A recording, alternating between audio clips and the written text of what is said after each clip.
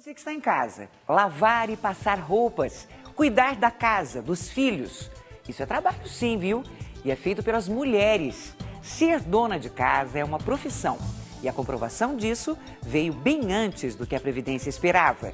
Quase 300 mil mulheres se inscreveram para ter acesso aos direitos que todo trabalhador brasileiro tem. O Pronto Atendimento de hoje vai falar sobre Previdência Social.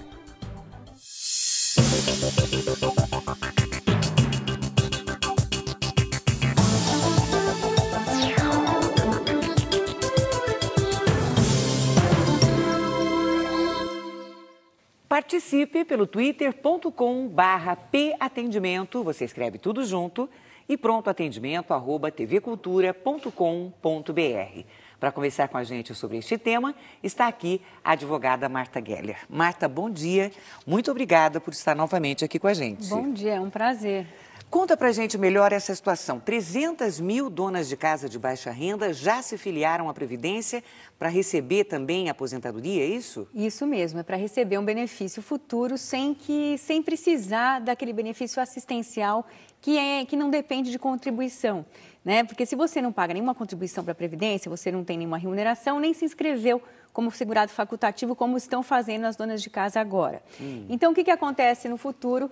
Quando você, sendo mulher, completa 60 anos e o homem 65 e não tem a família, o amparo da família e passa por necessidades, você vai bater a porta da Previdência e vai pedir um benefício assistencial. E esse benefício ele não depende de contribuição nenhuma. Então, existe um custo social muito grande. E aí, o que a Seguridade fez? Criou essa contribuição de 5% sobre o salário mínimo para famílias de baixa renda poderem contribuir para esse benefício. O que a gente vê, Madi, é que a falta de transparência com relação a esse estudo atuarial. Quem estuda a Previdência, eu estudo a Seguridade, as leis que regulamentam e tal. Eu não tive acesso a esses números, quer dizer, foi feito um estudo para ver se essa contribuição de 5% sobre o salário mínimo vai ser suficiente para bancar esses benefícios no futuro? Então, assim, dizem que sim, mas a gente não conhece, a gente não tem acesso a esse estudo. Então, falta a transparência com relação a isso, porque daqui 15 anos, quando essas senhoras e senhores também, eu estava aqui conversando, enquanto você anunciava, o Cury ali ficou falando, oh, poxa, então eu também preciso eu também quero, né? Não é bem assim, quer dizer, os donos de casa também, o Cury trabalha aqui, ele ganha um salário, mas se ele estivesse em casa, sem remuneração, ele poderia sim se inscrever como segurado facultativo e se fosse comprovado que ele seria uma família de baixa renda, poderia fazer a contribuição por 5% sobre o salário mínimo, senão ele vai fazer a contribuição normal. Então, assim, é bom porque você está fazendo uma inclusão social, essas pessoas que não tinham acesso a contribuição de R$31, ainda pode ser pesada para muitas famílias. Existe esse estudo dizendo que não, que as famílias de até 2 salários mínimos conseguem fazer esse pagamento de R$31. Será? Eu me pergunto, será que esse estudo foi feito mesmo, que essas famílias recebem só isso mesmo e conseguem, com 2 salários mínimos, fazer frente à habitação, educação, saúde, enfim, todos esses requisitos para uma pessoa ter dignidade, né? Viver com dignidade? Na sua opinião, é uma boa medida, porém não muito bem planejada e lá na frente pode vir a trazer problemas. Pode vir, como foi do rural. O rural não pagava o pato com relação ao rombo, entre aspas, porque eu não acho que tem um rombo na Previdência. Mas o trabalhador rural, ele foi muito criticado, quer dizer, até estigmatizado. O rural, a culpa da Previdência não ter dinheiro é porque o trabalhador rural recebe benefícios sem ter contribuído. E no passado realmente era assim, hoje não é mais. Então o rural paga também a contribuição dele. É importante, eu acho que já é um avanço, porque essas pessoas estão tendo uma inclusão social, vão poder participar e exigir aquilo que é direito, porque elas não vão mais, daqui a 15 anos, elas não precisam comprovar que elas precisam do benefício, porque elas contribuíram para isso. Se isso vai ser suficiente ou não para fazer frente, aí é um problema que a gente vai ter que pensar lá na frente. Agora, outra coisa que eu reparei, Madi, é que o Ministério do Desenvolvimento Social, ele faz o anúncio de quantas famílias são, né? São quase 300 mil famílias, e você vê por regiões que são poucos os estados onde as pessoas estão fazendo esse tipo de inscrição. Eu duvido que seja por falta de informação, né? O nosso programa mesmo aqui, ele abrange uma cobertura no Brasil, em vários estados. E as pessoas que não têm essa cobertura podem, pela internet, acessar. Então, assim, fora o próprio site da Previdência Social divulga essa possibilidade. Então, o que acontece é que a gente está recebendo muitas pessoas que estão criticando a ausência de informação. Elas não conseguem fazer a inscrição como segurada de baixa renda. Então, o que acontece?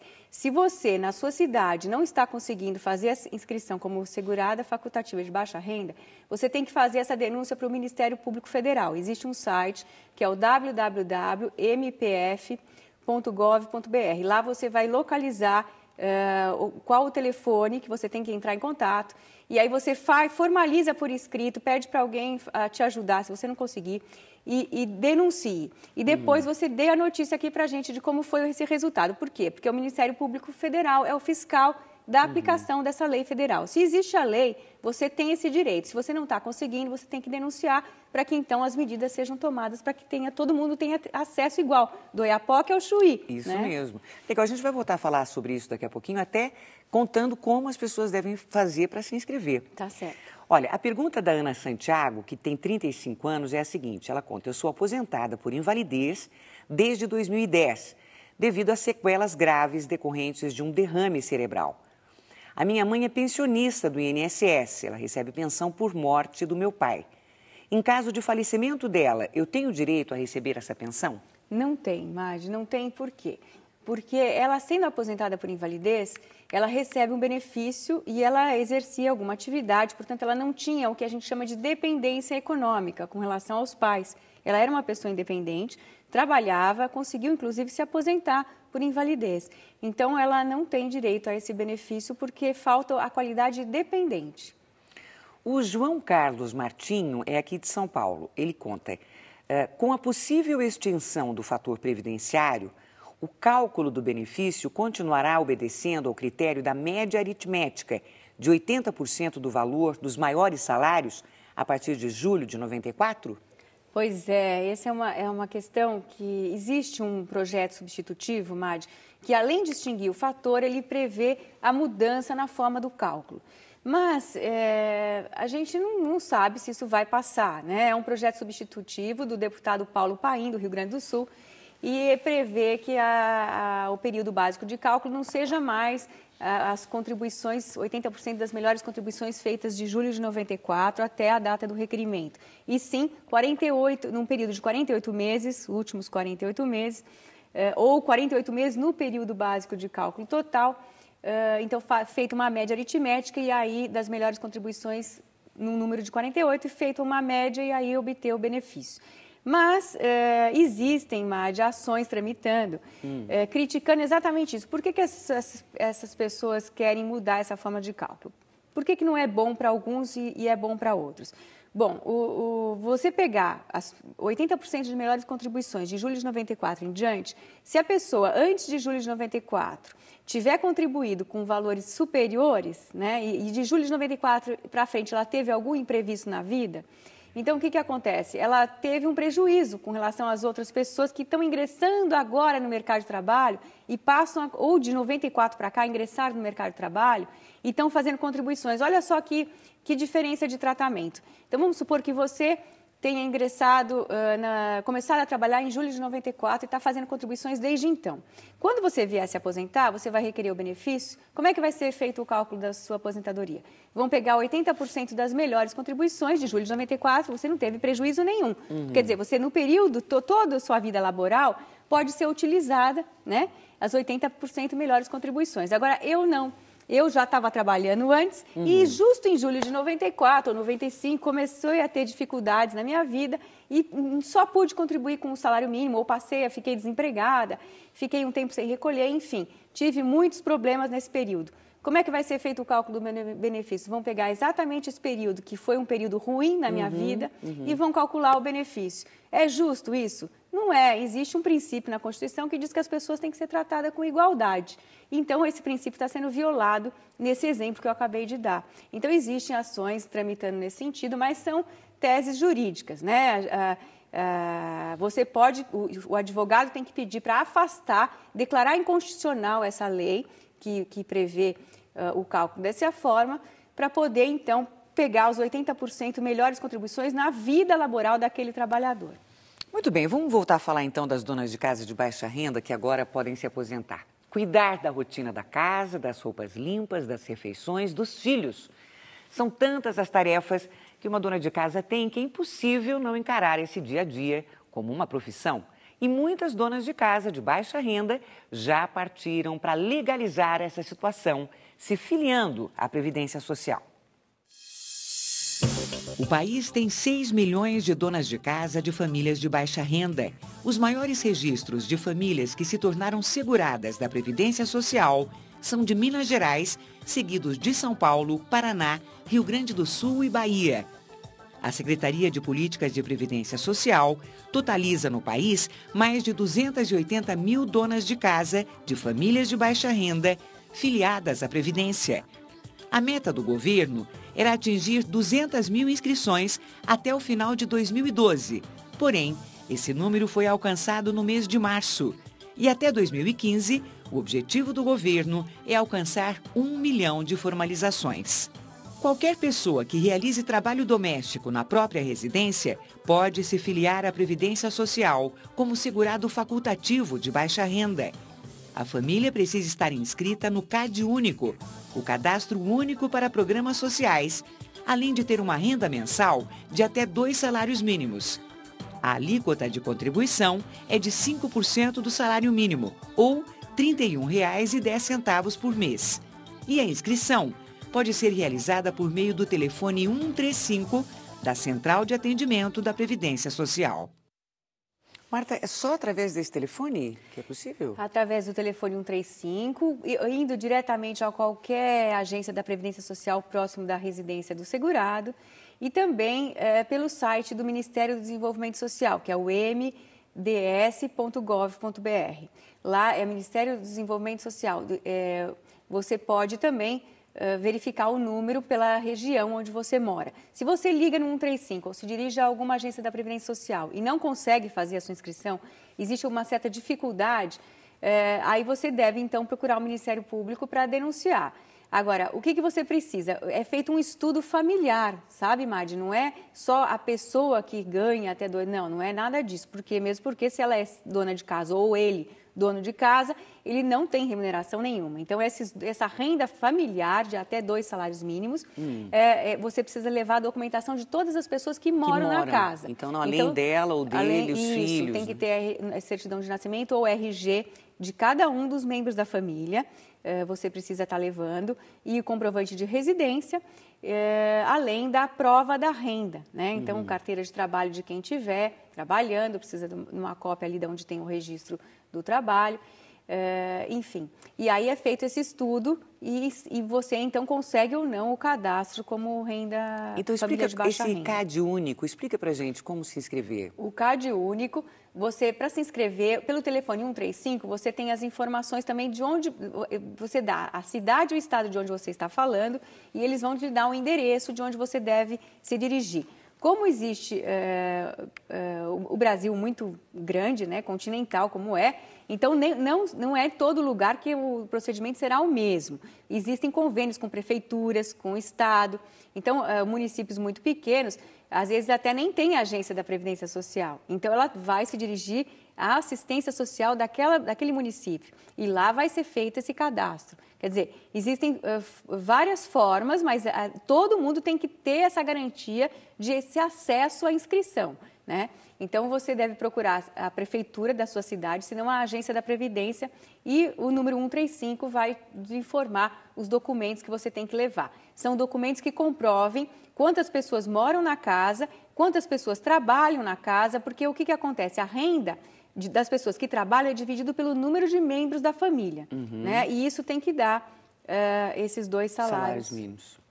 Tá bom. Olha, a Marisa, ela pergunta, eu quero saber como é a base de cálculo da aposentadoria ao funcionário que recebe o salário base, mais insalubridade, mais horas extras e mais adicional de tempo de serviço.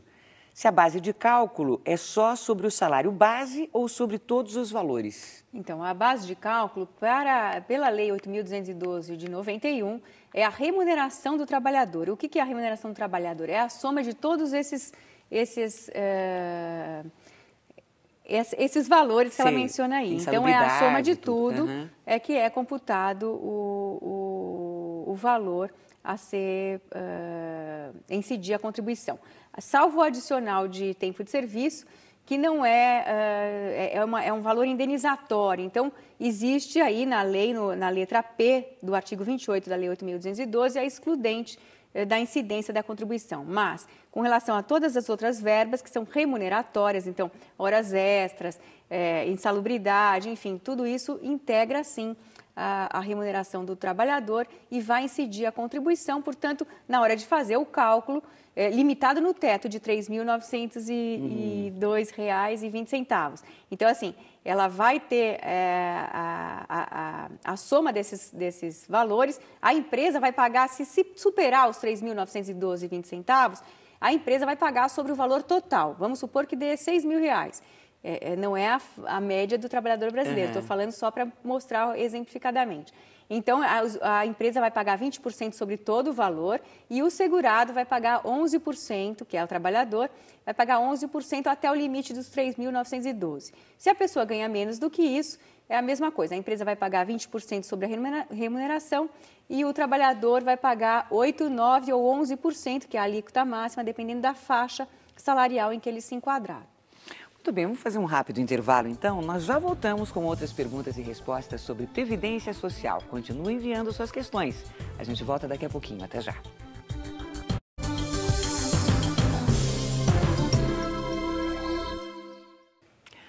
Nós estamos de volta com o Pronto Atendimento. Hoje o tema é Previdência Social e quem está conversando aqui com a gente é a advogada Marta Geller. Bem, vamos a uma dúvida sobre Previdência Social, agora com imagens da Rede Minas. A pergunta vem de Belo Horizonte. Vamos ver. Meu nome é Edmar. Eu gostaria de saber como que a Previdência Social faz o tempo de contagem para a aposentadoria. Como é, Marta? Então,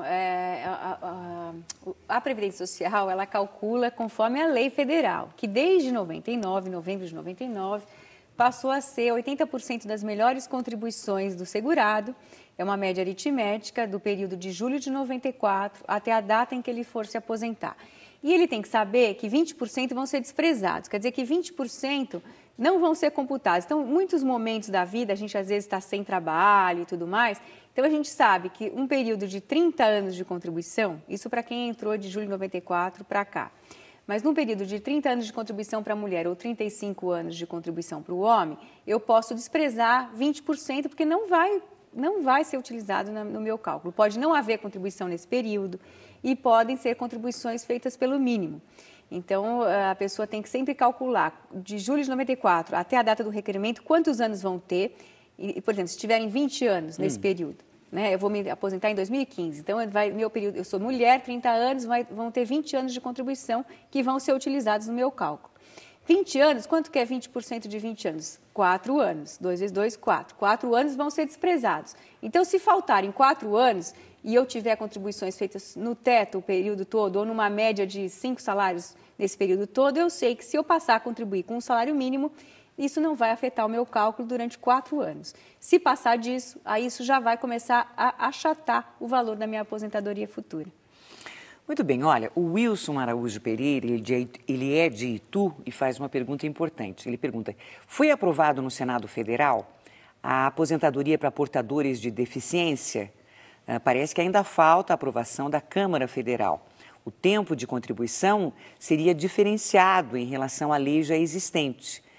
Eu queria saber se será retroativo e outros detalhes importantes sobre isso. Um outro detalhe importante, existe sim esse projeto, ainda não foi aprovado. Se vier a ser aprovado da forma como ele está sendo redigido, foi redigido até agora, com várias modificações, vai ser muito bom para aquelas pessoas que têm algum tipo de deficiência. Por quê, Madi?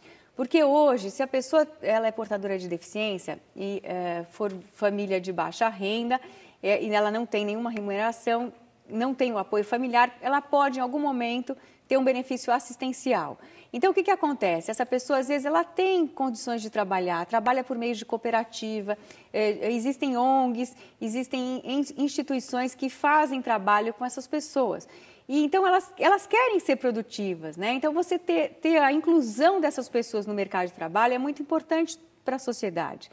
Então, o que acontece? Muitas vezes, ela deixa de trabalhar, de fazer esse tipo de trabalho, para não ter essa remuneração, mesmo por meio de cooperativas, exatamente para não perder esse direito ao benefício assistencial do LOAS. Esse projeto faz com que, mesmo que essas pessoas tenham algum tipo de remuneração por meio de cooperativas ou desse tipo de organização não governamental, ela possa contribuir um tempo reduzido, sim, porque você não pode tratar as pessoas que não são iguais da mesma forma. Então, não é justo que eles tenham a exigência da mesma carência, que é 15 anos, por exemplo, para aposentadoria por idade, para uma pessoa que não tem nenhum tipo de deficiência, né, de necessidade especial, e tratar dessa mesma forma as pessoas que têm.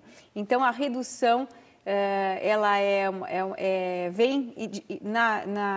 vem de encontro à isonomia, a tratar as pessoas de forma igual, porque elas não são iguais, então você tem que desigualar para poder tratar com igualdade.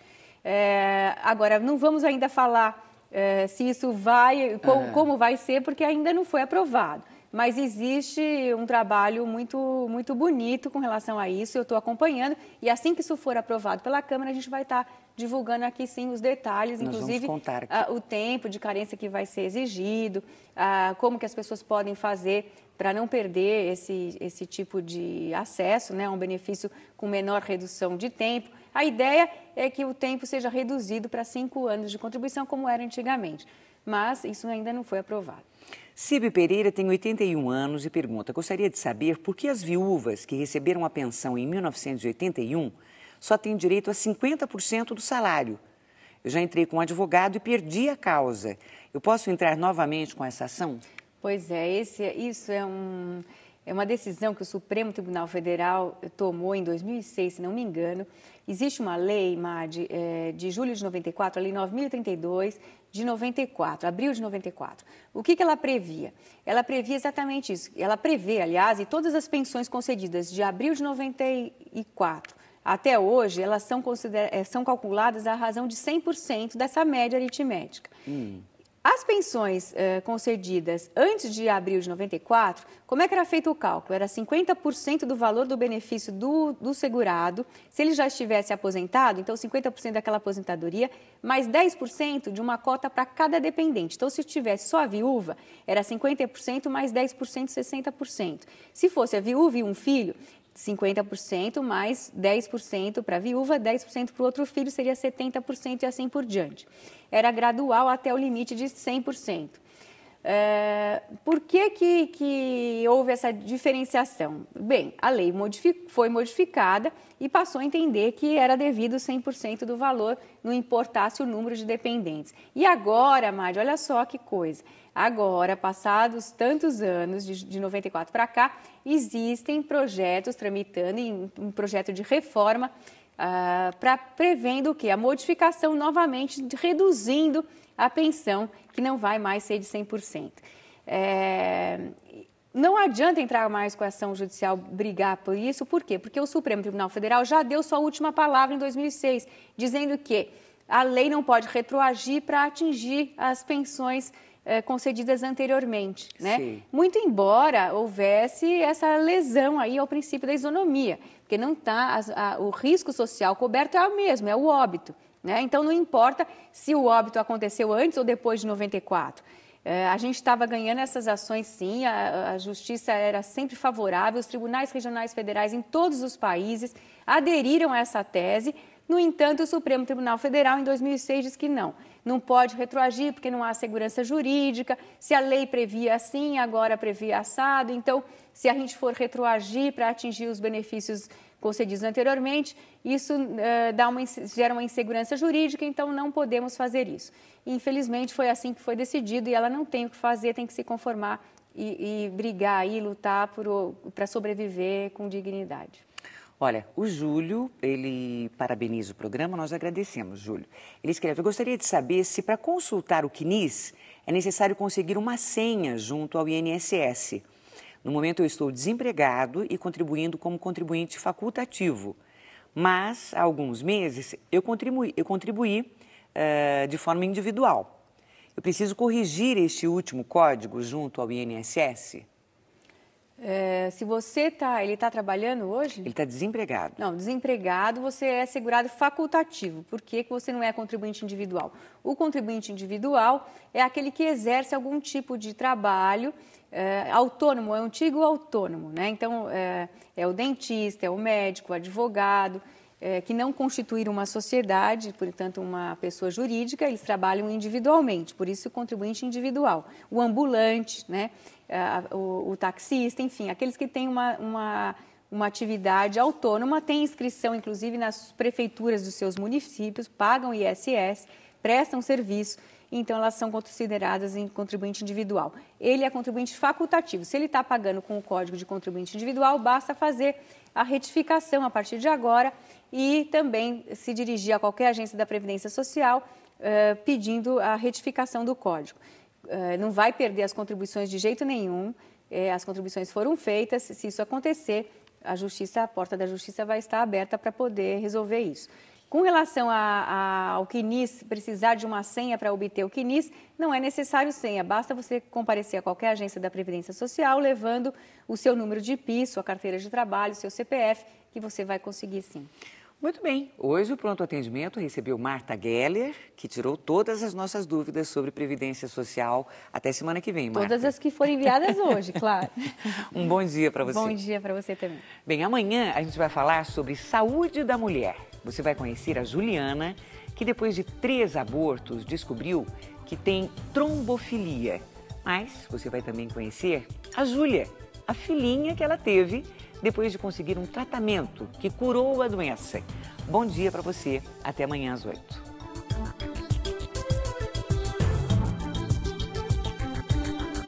Um escritor com 4 milhões de livros vendidos e membro da Academia Brasileira de Letras, no centro do Roda Viva, João Baldo Ribeiro, hoje, 10 da noite.